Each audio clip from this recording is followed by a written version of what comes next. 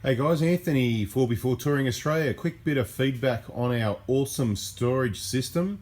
Some of you may know the bit of a story behind it, but long story short, this was ordered in September 2019 from one of our PRADO contacts who supposedly builds kitchens and bathrooms for a living, aka cabinet maker. It's now January 2021. And I just sort of provide some feedback. So it didn't happen, you know. Apparently it got cut up 6 months ago and it sort of just sat there and no real communication on what, when, why, how, whatever. So we got it back and fixed it up. Let's say fixed it up. He kept telling me, oh, I just got to fix a few things up, but it's all cut up. But anyway, look, it was all cut up, a lot of lengths wrong and slots in the wrong places and things like that. So we fixed a few things up. This video is not about that. It's just about going to give you some sizing dimensions. So for those of you that are interested, this is a 150 PRADO GX of course, because it's got the maximum space in the back. I can't tell you if these measurements are going to work right for you, if you know what I mean. We've got, you know what I mean, we're all the way up to the trim there. So first bit of feedback I want to provide is, because people are after all aspects, like usual, you may find that hard to see, but that voltmeter says 12.3 volts, and it is generally quite accurate, within 0.1 of a volt. I've tested that one and others against multimeters. Give you a little bit of feedback. We've got a couple of fridges running here, a couple of drawer fridges. This is what's really cool about a system like this, and it was the cabinet maker's idea to go for drawer fridges, and I'm not fully decided, so don't all run out and get your drawer fridges. There's a few people that have got these.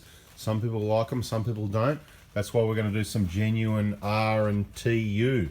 That's research and tell you. That's right. That's what we do. We don't do development. We do R&TU, not R&D. So this is the deal, right? We've got, this is a 30 litre, as you can see, right? Not picking any particular brand for any reason. It's what fitted, okay? This one on that setting right there has been on all night. That gave us 0 degrees. I just took the thermometer out, okay? This one here is empty. And with that setting there, is giving us about 5 degrees or 4 degrees, somewhere there anyway. So to give you an idea what they're set on, they're nice and cold in there at the moment. Now, today is Friday, okay? Friday the 1st of January. Yesterday, the fridges were running all day without the battery on charge. So I just want to give you the rundown. The fridges went in the day before that and got connected up. I think that was, oh geez, I'm losing the days now. Wednesday. So Wednesday, the fridges went in. They got connected up to a battery that had been sitting for days with this voltmeter. The compressor's cut in, so it's down to 12.1 under load. Just to give you an idea, that'll be one of the fridges compressors running because I opened it. Basically, yeah, the battery wasn't charged, but it wasn't flat. It was just, you know, it was probably 80–90% sitting there. We've put the 2 fridges in, connected them up, got them going, and for that day, as soon as the fridges were hot, I put a trickle charger on the battery, but the charger barely kept up with what the fridges were using. That was for the balance of Wednesday, okay? Wednesday. The charger was only on for a few hours just for the fridge to get cold. It's like a 1 amp thing, you know what I mean? It would hardly put in, the battery was hovering around the 12.5 volts all day, okay? So it didn't really get a full charge. So kind of real world conditions. You could imagine that was solar on a pretty average day. But of course they didn't flatten the battery. We disconnected the charger by about dinner time on Wednesday and left it overnight. We came out Thursday, let me get this right, Thursday morning, that was yesterday. Thursday morning, funnily enough, the battery voltage was on 12.1, exactly what it's on now, with 1 compressor, 1 fridge running. When the compressor cut out, it came back to 12.2. Okay, when both fridges cut in, it went down to 11.9. So it was quite low, okay? But remember, it hadn't been charged and it got absolutely hammered because the fridges started off hot. And of course, I kept opening and closing them all day, every day, like as if we're using the fridges. This is the first stage of the R&D to see what we're running the Century Dual Force 90 amp hour. And the reason we went for that over the Optima 55, which is fine, it's perfectly sufficient for other vehicles. We're running 2 fridges now. Although we're running 2, the capacity isn't massive. So even though there's 2 independent compressors, which doubles our reliability, they only need to do half the work. So I'm hoping they're not going to use double, but I had that backup plan of the 90 amp hour. Now, yesterday, the vehicle, so no AC charging on the vehicle yesterday. It got driven approximately 20 minutes to one destination. It got driven back again. A couple other little stops, you know, on the way in between, so 5 minutes here, 10 minutes there. I'll say it copped about an hour worth of charging from the DC charger, right? So not a lot of driving when you consider these went on Wednesday. On Thursday, about an hour driving. Fridge running the whole time, set on about 0 degrees, getting open and closed the whole time regularly as I have now, and they will do today. I come down this morning, no compressors running, 12.3 volts on the voltmeter there. Not bad, okay? Not bad. From some of the feedback on these fridges and what they use, I expected worse. People had me conned. Now, they've got a normal compressor. It's got the, what is it, the CCOP 35, whatever. They're the compressors they're running. You know, when they cut, I'll tell you what they use. When they cut in, they go to about 4 amps, ballpark, you know what I mean? About that. And then they settle back to around 2.3, 2.4 amps, okay? So that's what they use when the compressor's running. If they're both running, that means we're just under 5 amps. If the compressor's running solid the whole time, that's going to flatten your battery in 10 hours, okay? Now, depending on the conditions, the ventilation to the fridges, are they sitting in the hot sun?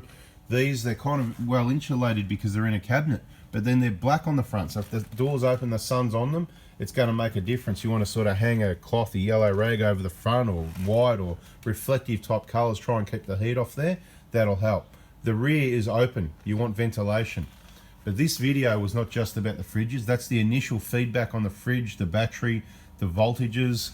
The way we got it set up is we can have the Kaon table here down, okay, and we can open the reason I went for a 20 litre, it can open all the way. I've set it up so that it doesn't hit, it opens all the way. We've got full access there. One of your biggest problems when you're running normal fridges is getting to the bottom half. If you've got a fridge this height, you know, what's that, 4 or 5, about 500, whatever it is, you know, you go into the top and you're trying to get stuff at the bottom. What a pain, right? Just like kitchens change from cupboards to drawers, fridge drawers like this, great idea. Now, somebody had a Evercool 40 litre, which is more about the size of this drawer here. Nice, wide and high, bit higher than these ones, wider, whatever. Nice big drawer, but it's only 10 litres bigger than this one, right? And it weighs double what this one does. So I kind of went, well, I can have two 30s, which makes 60, and it's going to weigh the same as 140. And it happens to fit in the exact same slot as our Engel fridge did. So if all else fails, we take out that division, get these fridges out, and we just put another Engel in there. So we've got plan B. No fridge slides needed. Nothing rattling around, you know, these big heavy steel contraptions of fridges. That's the positive of it all. But is it going to work out? We don't know. That's why you stay tuned. Make sure you subscribe with the bell on so that you can get that next bit of important information when it comes through. What we've done here is we've adapted it. There were some air holes in the design. See those slots there? But I figured, you know what?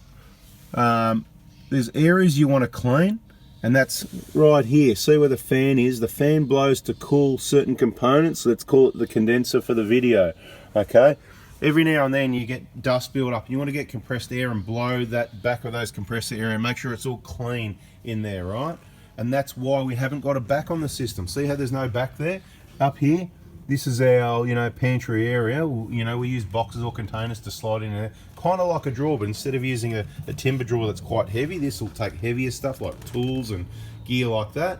Up here's food, you know what I mean? We just need a cardboard box kind of thing. We'll do the job, or a plastic container of sorts from Bunnings. In here's where our bags go. The reason it's all open like this, at least when there's nothing in there, the back of the storage system, it allows it all to breathe, if you know what I mean. So we've got a chopping board here as well, so another chopping board, so we can use both lots of cutting area. We can access our fridges, obviously. We've got full access into all our fridges, which is really good. Obviously we can switch them off when we're not running them. One of the negatives is yeah, you can't run them on 240 volt. The other vehicle, as soon as we park it up, we plug in, and we've got plugs. I'll give you an example, right? Like that one right there. See that plug hanging right there? Yeah, bang, you know, we just plug it in. We've got those everywhere we park the car. There's a plug, power board out the window, plug it in, charges on, fridge is on 240 volts. Now let's have a look at this, right? The design of this drawer, the idea was to not need to have any hardware or handles too much latching it shut. Now, I'll give you a couple of ideas of this, right? At the moment, this isn't even, there's no hinges, there's no dust and dirt getting in any ball bearing hinges or slides or anything that's going to fail. It's literally a drawer sitting on the cabinet, right? Now you can run Teflon, and that's what we did on the other drawer, but this one we sort of went, well, what's the difference really if it's running on Teflon or if we reduce the height of the drawer so there's a space under there and just the sides it's running on?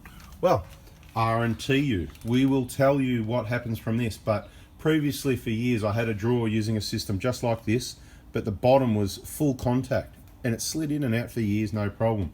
So we think that's what's going to happen. I've used a patio bolt here to keep it nice and securely shut, if you know what I mean. There's minimal movement there, right? So firmly shut. Obviously we can lock it up, so you know, if you're a hunter or whatever the case may be and you need to lock up ammo or other bits and pieces, you can make it lockable quite easily. Okay, now if you've got small bits of rubbish, obviously you've got biggest rubbish, but if you've got small bits and pieces that are going to blow away and you're cooking or whatever you're doing, you want to quickly get, I just stick it through the hole, right? And then later on, bang, you get into your drawer. Oh, look, packet of Smith's chippies, beautiful. You just get all your rubbish and you put it into your rubbish bag when you clean up. It contains it so it doesn't blow away. See how easy that slides? You know, I can't see there being a problem with that. Bit of wax on the bottom of the drawer every now and then. Happy days, right? Nice and easy, single-handed action, right? Look how easy that is compared to the other one with that metal contraption, and it doesn't even look neat and whatever. If you don't know what I mean, check out our other videos because all the information's there for those that want it. This, nice and easy, single-handed action, it can't open. The best part is, even if you forget to lock that up, the furthest the drawer is going to come back is about there anyway and touch the Kaon table at about that distance. Big deal. Doesn't matter, right? Happy days. Nothing's going to happen, right? It can't go past there. We've put stoppers on the back end, even though we haven't got a back on it. Now, let's give you some dimensions. This is for a 150 PRADO GX, not a VX. GX, of course, right? It should be called a CU. You know why? No, a CV, not CU. It should be called a CV. Customer value, okay? Customer value. Just want to get a stop the motor mouth for a minute and give you some measurements for the people that want to know, okay? So you got the tape hooked on that back corner there.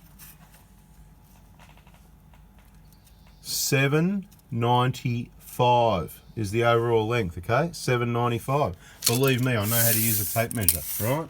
So that's your depth, so that the back of the unit just gives you a small amount of clearance to the seat. See that? If you want to go, you can go 800 and you'll just touch the seats, right? That's at the furthest forward position in the 150. They do lay down quite a bit and you lose a lot of space there. The other thing you could do differently on this one is this top sheet here, right? This one here, which is going to be the same depth, but instead you could make it longer and you want to know the distance. Oh yeah, I bet you do, right? So then this storage board can go all the way to the seat.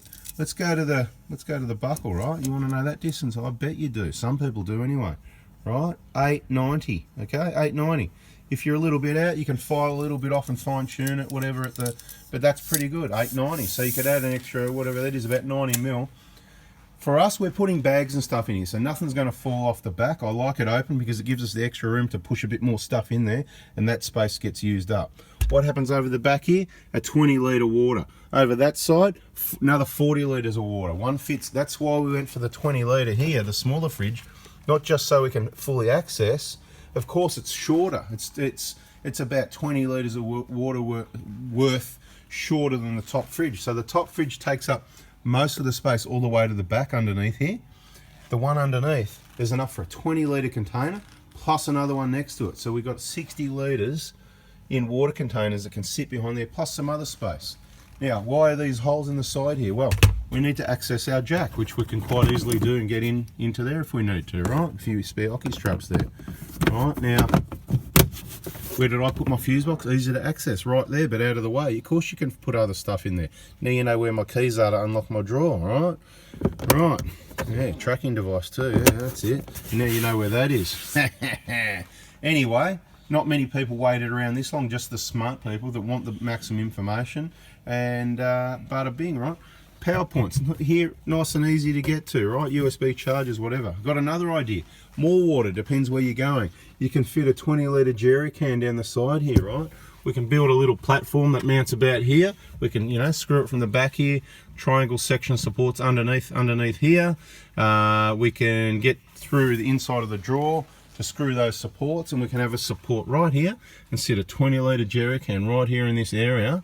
And of course there we can see the level. This saves space, or if we're not doing that, we can put other stuff through there to maximize the storage space. That's what the idea is, right? Same over here. We obviously had to have the edge there for the drawers. You can get your hand in there still a little bit. You know, I'm a bit twisted around the wrong way. We'll go the other way. Big arm, like nearly up to the elbow, you know what I mean? But you can reach in a fair way. But the idea is you can pack that area from the front, from the sides of the seats, you know, from the other end down there. You can still reach over the top once it fills up. Jam your jackets, your pillows, all the soft stuff, whatever, or the stuff you don't use is probably going to go down the sides there. All the soft stuff, jackets and that, you jam those in there. You don't have to have all this junk I've got on the shelf up there. That just happens to be there at the moment. You know, you need a spare pack of cashews and whatever, tissues, face masks, you need your toothbrush, you never know. Spare dunny paper, a drink holder, a towel, you never know, these sorts of things. You know, hats. Anyway, the cargo barrier, it's fixed to the back of the storage system with a bracket, some screws. We put a little plate there, right? You can see that plate there to screw to, and it gives us a little backing for that section there. So, yep, there's some orange edge strip it was meant to look funky. There's a few bits missing, whatever, like that one there. They were never done. Like I said, there was a lot of problems with this storage system. We've basically had to remanufacture it here, do some trimmings, and that's where, you know, like some bits, they didn't even get edge strip. Some got edged on the back. We peeled it off, so we've got spare. Still needs a final cleanup. Just giving you guys some feedback. This vehicle is almost ready for Touring Australia. Stay tuned on both YouTube channels for further information in regards to this storage system, and we're going to try and set it up with a supplier, kitchen builder, you know, what do you call it, manufacturer, you know, cabinet solution type person that wants the business, that can make these. We're going to give them all the measurements. Oh, you want some more measurements? Okay, before we go, how wide is it, did you say? Okay, let's hook that over there, right? Let's hook that there. And it's hard to do this one-handed, I've got to tell you. Here we go, try up here. Yeah, I'm really struggling here, here we go. Oh no, we can't do it up there because I haven't got an edge over there. Just have to bear with me. This is for those people that want the measurement, right? We could do the big edit thing. How wide is it? Oh, it's about to slip off. Oh, lost it. Just tape measure. Don't buy Lufkin. Anyway, there it is, right? You can see we've got it hooked on that end. You just want this important measurement. 1 metre and 43. 1043 is the magic number, right? But you can work that out yourself by measuring between your plastic trims, and you can check if your GXL if this is going to work for you. Now, if you've got a GXL, you've got the seats and everything, so straight away you've lost a whole heap of storage space from there up to about, geez, it's up to about this high, isn't it? So you've lost all that space. This is why you go for a GX. It's got the storage space you need to travel with a family of obviously 5, not 6 or 7 or 8. So I understand some people need those seats in. This isn't going to be for you. You don't need this. You're going to modify a system to suit your needs. For us, just quickly, everybody wants a drawer. There's the drawer. It's even securable. Bang, bags for a family of 4. Jam it all in there. Food, a lot of food, basically a lot of supply of food can fit in there. You believe it or not, there's crazy amount that you could feed a family for a week with what fits in there. Plus you got 2 fridges worth. Plus you've got shops every now and then, whatever. Up here, the lightweight stuff, keep your weight down. Jackets, pillows, sleeping bags, whatever the case may be.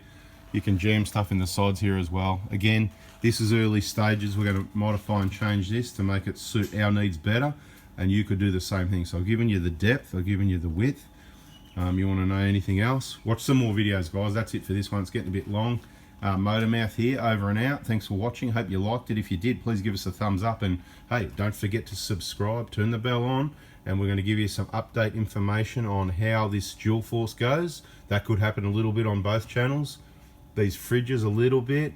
You know, I'm again torn between is this touring or is this important vehicle information? It's kind of a bit of both. So anyway, let's see where this one goes. Thanks for watching, guys. See ya.